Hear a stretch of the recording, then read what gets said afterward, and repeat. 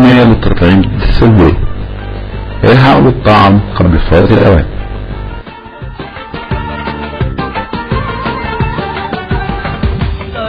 طراطير نايمين فايقين او مش فايقين والله ما فرقتش كتير.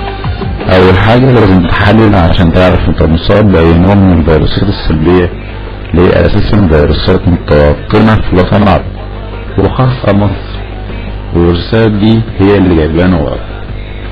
عندنا 3 أنواع من الفيروسات. النوع A من أخطر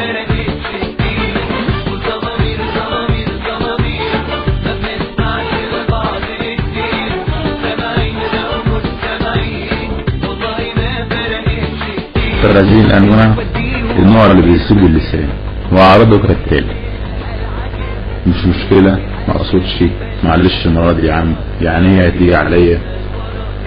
وكمان لو الفيروس وصل لمراحل متقدمة وبقى مزمن يبقى ماليش دعوة وانا مالي، ما هي بايظة. والنوع ده تكمن خطورته في انه معدي.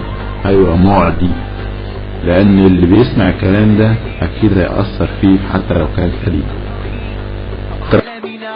عالمين والله ما فرقتش كتير.